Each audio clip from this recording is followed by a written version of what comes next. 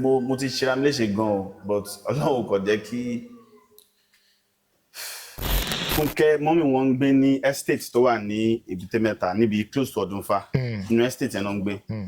So I think that was the advent of Jennifer. So like I go to locations with her, man daddy, and she thinks too much. Every opportunity is a script for Funke. She's thinking and thinking and thinking. So being a thinker too, so I flow, you know. But I don't know, when it got to a time, you know, it just didn't work out like it used to before. Probably when she moved to Ireland or something. Okay. So àwọn èèyàn wọlé èèyàn lè wà lórí àṣeyàn kan forever now. Bẹ́ẹ̀ni. The likes of àwọn Derele wọ́n pọ̀ gan tán, so it wasn't just limited people anymore. She was open to everyone. Ǹjẹ́ ṣé ẹ ti marry? I married. I married and my marriage lasted just 3 months. Kò yé mi sà, ẹ bá mi tún sọ sà. Mo ti marry rí, ó dẹ̀ last 3 months only. Ẹ marry rí, ó dẹ̀ last fún 3 months. 3 months, yeah. Àbí ẹ date? Married. Ẹ fẹ́ yàwó ní iṣu lọ́kà. Yeah. Bàbá ẹ má bínú, jẹ́ lè ṣàlàyé díẹ̀ nǹkan tó ṣẹlẹ̀ tó fi cut off. Mẹ́ta ò tọ́ sí obìnrin. Agbára, owó àti àṣẹ. Agbára, owó àti àṣẹ. Ní kò tọ́ sí obìnrin. Kò yẹ wọn o. Ní kò tọ́ sí wọn. Because wà logical as a person. Mo yaṣẹ́ méjì kan. My first personal production 2. Title ẹ̀ ń jẹ́ Jackpot àti Monfa. I had a team. You know, I set up a team with my friends. I had Sholomi Dino Mababasuwe. I had Akoshile Akos, Yewande, we're like 6. Okay. Awatawa Nikuro Dunta America Mashi. Olonde Gbe Anu Edide. I met a co-investor, Oremi Akim. Akpade ni Itikaf ni Ansarudin. No long. Then he said he was interested in filming. You know, what pitch? Okay, what can we do? Money. I share. You know. So our mom mi ta le kan gba yẹn. Wọ́n fún mi ní owó kan. Èmi náà ní change kan lọ. So Marcus sọ fún Akim yẹn pé let's do a collaboration. You know. A dẹ̀ ṣe production yẹn. Ọlọ́dẹ fẹ́ àṣẹ sí. It was 2 productions. Eregundola, Monfa àti Jackpot. Ó wá ní editor kan. Orúkọ ẹ̀ ń jẹ́ Abúlé Ṣòwò. I just mo ti edit ẹ̀ tán, you know, out of perfection. Mo kàn dọ́dọ̀ ẹ̀ pé kó bá mi collaborate, kó bá mi gé thriller and so wá pitch ẹ̀ fún mi pé àwọn lè bá mi submit ẹ̀ fún online. Ó wá submit ẹ̀ fún Àpáta TV àti Yorubawood. I was a novice me more ṣe ń ṣe YouTube or anything. Mo ṣe ń push iṣẹ́ lọ ń tèmi. So after the movie was released, after a year, the second Ramadan. So confidently, mo kọ message Àpáta ni pé good sir, I think I'm ready for my pay now. Bani what pay? Mo ní pay for this job, and only the owner of the job has collected the money. Mo ní who's the owner? I'm gonna send the number Abule CV. Mo bá pè pé hello Abule. Kíni kan ní kò gbọ́dọ̀ jẹ́ bẹ́ẹ̀ kò gbọ́dọ̀ ṣe kíni kan. I think he now called. Ó wá gbọ́ pé mo ti mọ̀. Ó wá pè mí ẹ má bínú mọ́mí òun sì kí n gbá ẹni òun dẹ̀ ṣe kíní kan mo bá tún pé Yorubawood náà same thing. Bá ní tẹ́ǹtì submit of African Magic pé nígbà tí màá tún ó tún submit of African Magic ó tún ti gbowó the same mi ti gba 1 naira lórí àwọn iṣẹ́ yẹn.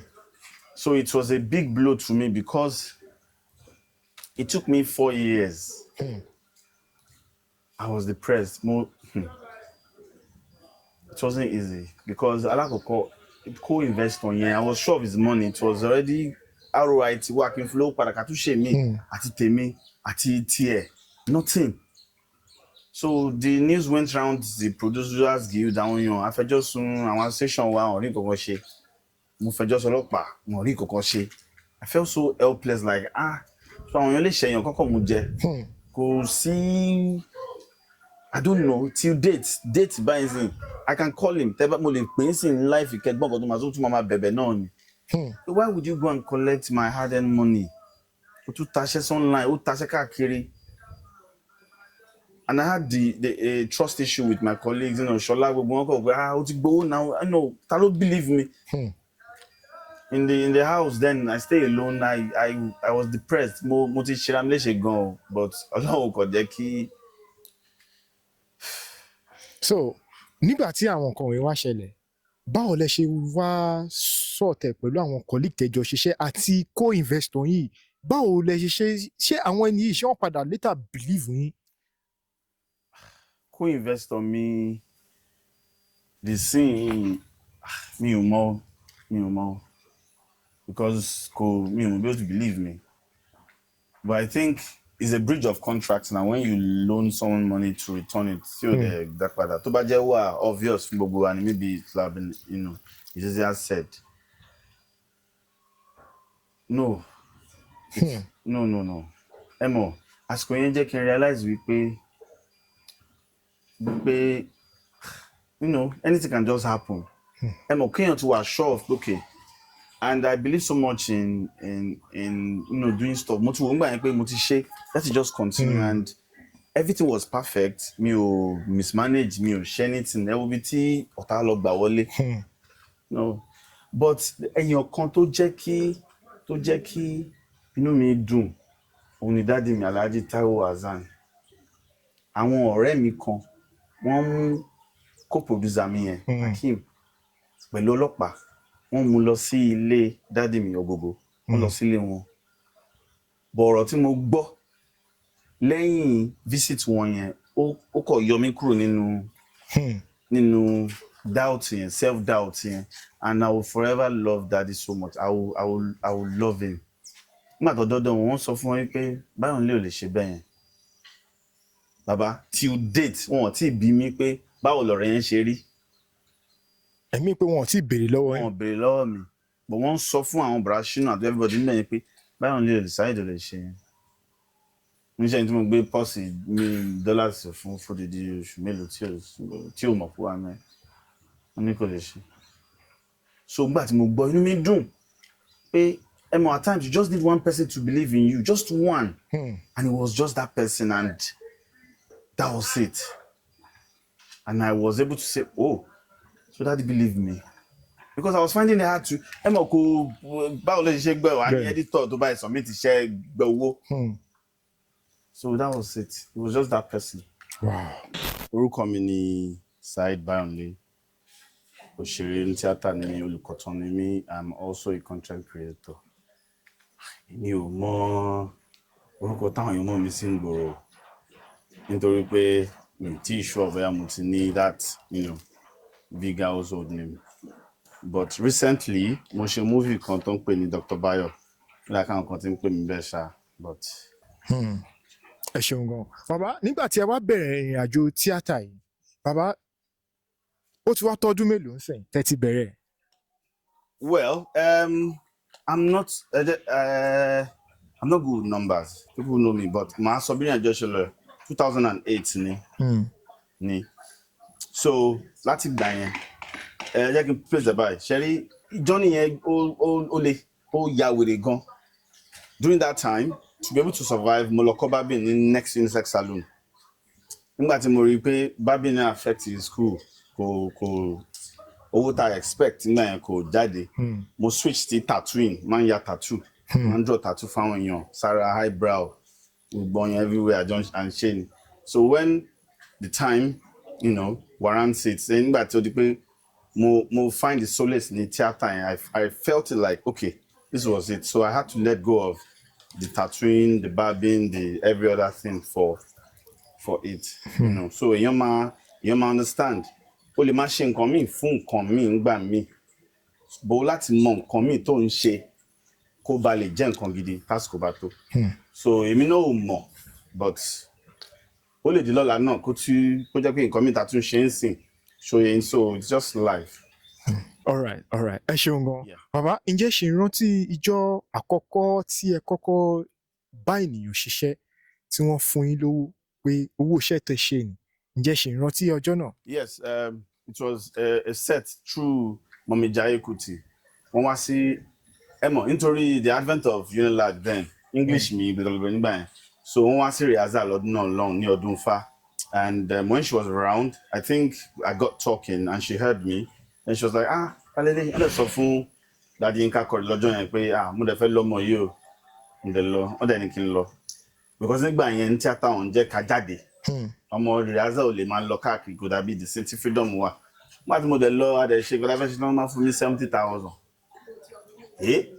70,000 nígbà yẹn mo rò pé ṣé báyìí ló dùn tó so that was I definitely remember although a ti ṣiṣẹ́ ní inner campus yìí àwọn ọ̀gá wọn fún wa lówó torí ẹ̀ ṣe ń kọ́ṣẹ́ ńgbà yẹn. a ṣe ń kọ́ṣẹ́ ni àti graduate àti ṣe film so nígbà yẹn but that was the first significant money subsequently I was always working with Funke Akindele then steadily so Funke náà máa ń fún mi lówó dáadáa nígbà yẹn then I think WAP 2 had the dominant role there man lọ WAP dáadáa yeah.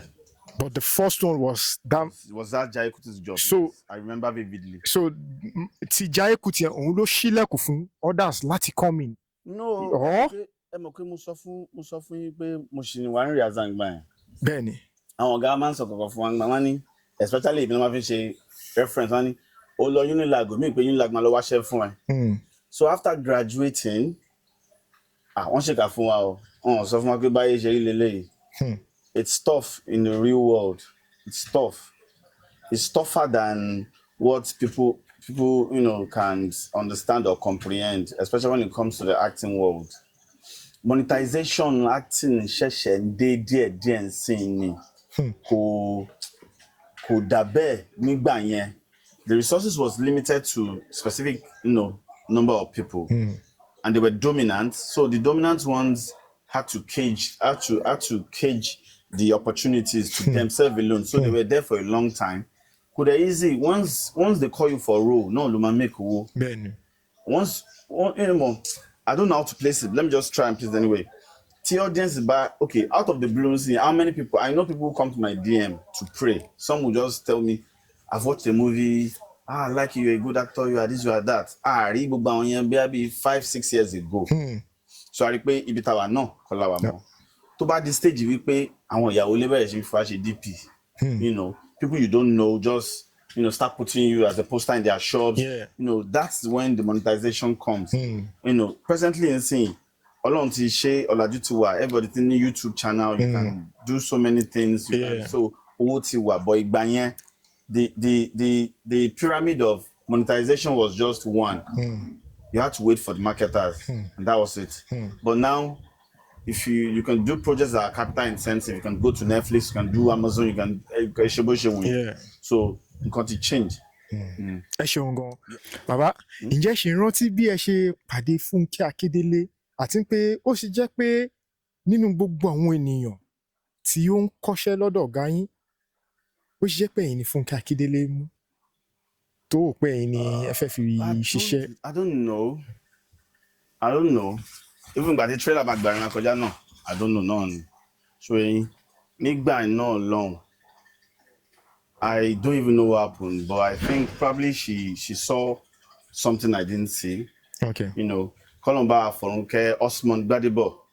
Àwọn ni intermediary láàrin wa ńgbà yẹn. Osmond was a loyalist to Funke. Pẹ̀lú ẹ̀gbọ́n kan tá ń pè ní Oshongo. So during that time, Funke mọ́mí wọn ń gbé ní estate tó wà ní Èbúté Mẹ́ta níbi close to Ọdúnfà. Inú estate yẹn náà ń gbé. So I think that was the advent of Jennifer and the likes. So ìgbà yẹn somebody like Shinwalaya, Sharafa, Okiki, Oscar, wọ́n pọ̀ bẹ́ẹ̀ yẹn. So I remember Funke pé most of wọn bẹ́ẹ̀ yẹn. Gbogbo ìgbà tá à ń sọ yìí àwa ṣì ń kọ́ṣẹ́ o but àwọn tí mò ń sọ yìí ti di continuity ẹlẹ́mi ti jọ́gà ó ní hotel kan tó wá ń jẹ́ Novelty mo rántí Novelty hotel he had a conference room so a máa ń ṣe screenplay nígbà yẹn screenplay máa ń take bí 6 days 5 days normal real culture theatre culture ṣì wà táwọn máa hotel so I remember I made a suggestion that was like a turning point of that job then I think that was where the interest started Other noticed by Unilag, speaking, and I was rarely available around there. So it got to a time. Àwọn ọ̀gá wa nígbà yẹn gbogbo wọn travel lọ́dún fa. Sunny Ali Ogo Yinka Quadri àwọn top ọ̀gá yẹn travel. So we just left a loop. That was when we were very close because I go to locations with her, Amanda, and she thinks too much. every opportunity is a script for Funke. She's thinking and thinking and thinking. So being a thinker too, so our flow, you know. But I don't know, when it got to a time, you know, it just didn't work out like it used to before. Probably when she moved to Ireland or something. Okay. So àwọn èèyàn wọlé èèyàn lè wà lórí àṣeyàn kan forever now. Bẹ́ẹ̀ni. The likes of àwọn Derele wọ́n pọ̀ gan tán, so it wasn't just limited people anymore. She was open to everyone. So there was nothing, but she's fine, I'm fine. Yeah. Bàbá ẹ má bínú pé mo ṣì wà níbẹ̀ yẹn.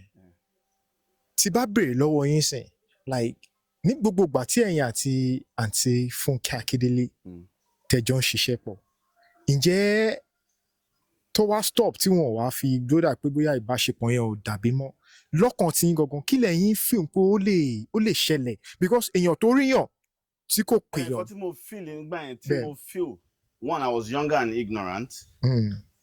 Mo feel pé àwọn ọ̀gá wa wọ́n tọ́sùlù yẹn náà àwọn náà ní influence pé ọmọ yóò ti ṣe graduation, you know, and so I think that was when the gap came in.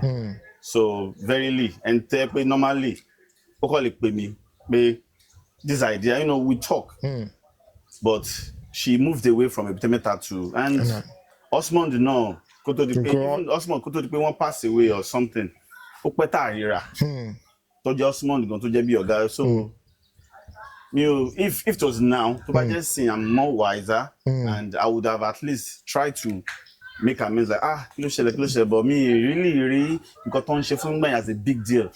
I was the leader of like 5 consecutive jobs, which was the envy of so many people. I didn't know. So when the space came in, I didn't even take notice of anything. I was just like, okay, but that's how we have it. That's how life is. So tó bá pè yín báyìí pé hello, I want need invite. You are ready for that? I would love to because I miss her energy. I miss, you know, the opportunities that will have gotten from that avenue. You know, because she wasn't even this strong then, and I know Momo àǹfààní tí àwọn tí ó súnmọ́ wọn máa gbà. You know, she ento lawoni and she's, you know, boko le má dàbí boy dìgbà yẹn mọ́, I don't think but but I know she will call me one day. I'm on Instagram. Probably she's even remembering me now. You know, so because they would even plan it in different time. Yeah. And I've never said it to anyone before. Wow. Yeah. So all along. Baba, mo fẹ́ kó tó di pé a máa wọnú ibi tí à ń wọ̀ lọ. Ìbéèrè tí mo fẹ́ béèrè lọ, bàbá, ǹjẹ́ ṣé ẹ ti marry? I married. I married and my marriage lasted just 3 months. Kò yé mi sà, ẹ bá mi tún sọ sà. Mo ti marry rí, ó dẹ̀ last 3 months only. Ẹ marry rí, ó dẹ̀ last fún 3 months. 3 months, yeah. Àbí ẹ date? Married. Ẹ fẹ́ yàwó ní ṣùlọ́kà. Yeah. Bàbá ẹ má bínú, ǹjẹ́ lè ṣàlàyé díẹ̀ nǹkan tó ṣẹlẹ̀ tó fi cut off. Mo feel pé mo ti heal insane. It's been a very long time. In 2019, if I can remember. Yeah. Sherry, my kind of job. I feel so much for my colleagues. Even though I'm struggling, kò sówó níṣẹ́ wa bí àwọn èèyàn ṣe rò pé ó ṣe rí. So Sherry, iṣẹ́ wa kò really sówó. So téèyàn ò bá pàdé obìnrin tó ní understanding, tó believe, kò lè work. I know that a woman's want and a man's position ló máa ń sábà dá marriage actor.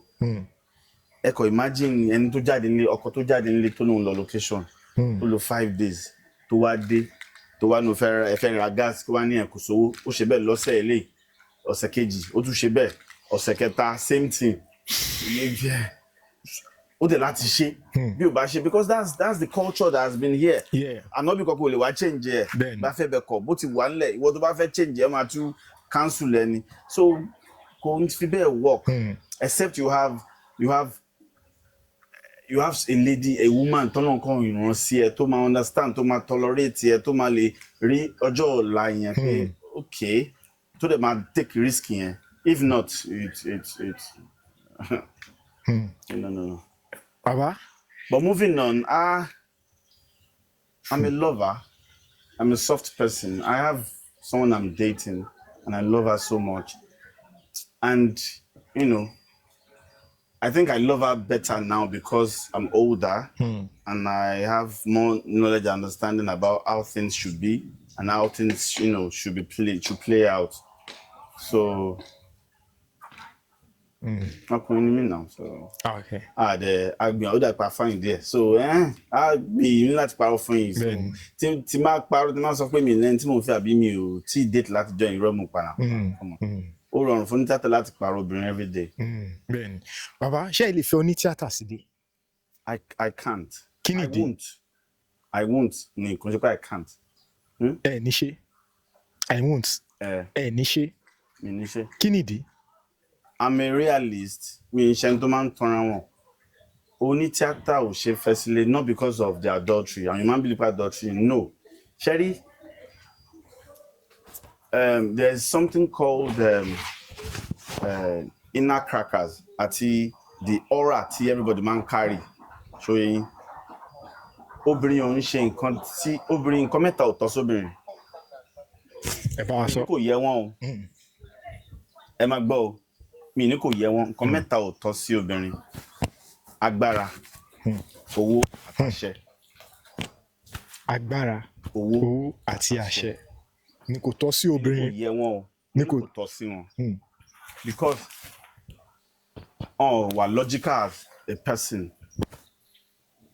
Ṣé wọn ò lè wà logical? Máa ń sọ kíní fún most people. Máa ń ní ọkùnrin lè love èèyàn 8 at the same time. Àwọn máa ní oníṣìnà máa ní no. Ọkùnrin ló lè love bàbá ìyẹ́ àbúrò ẹ̀ ọ̀rẹ́ iṣẹ́ ìyàwó ọmọ tí ìkan ò ní dì kan lọ́wọ́ obìnrin lè love nǹkan méjì papọ̀ tóbìnrin bá ti ń cheat ní marriage èèyàn máa mọ̀ bẹ́ẹ̀ni tọkùnrin bá dẹ̀ yín àlè ní marriage ó lè máa mọ̀ 6 years so iṣẹ́ wa àga àwọn obìnrin tó ti wà ní limelight kò ní easy fún àfẹ́ni tí ó bá mọ̀ bí ó ti kọ́ sẹ́nu náà ilé ẹ̀ pé I am Bayonle's wife tó bá fẹ́ wọlé ló máa rántí obìnrin tí jẹ́ pé ní location àwọn bàbá àwọn àgbàlagbà bíi 8 ló ń control pẹ̀lú car kíríkọ́ ṣóyè yín ẹni tó ń ṣe bẹ́ẹ̀ yẹn fún bíi 10 days in a row àwa délé àwa sáré ríwọ kan a tún wá sáré wọnú femininity padà kò easy nǹkan tí ìbá dẹ̀ ti ń ṣe frequently ló máa ń mú ara lára so and iṣẹ́ wa if my lady gets attention elsewhere dopamine it's just a natural occurrence if she can get the appraisal from fans and say oh life èmi ló yẹ kí sọ fún ìyàwó mi pé aṣọ ẹ fine èmi nìkan that's the only cage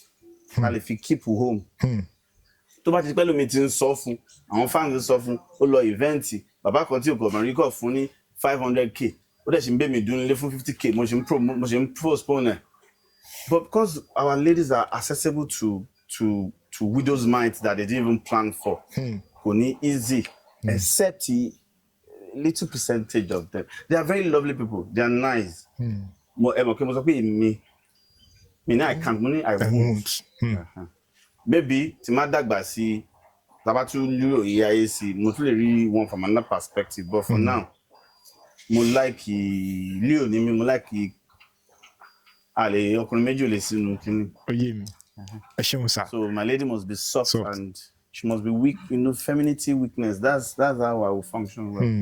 Ẹ ṣeun gan. Bàbá ká fi eléyìí ṣe ìparí ẹ̀.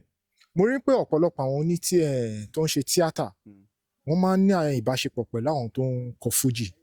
Bẹ́ẹ̀ náà mo dẹ̀ ti rí ọ̀pọ̀lọpọ̀ nínú wọn tí bá béèrè lọ́wọ́ wọ́n sọ pé àtòní tíátà àtòní fújì ìkọ̀kan náà ni wọ́n.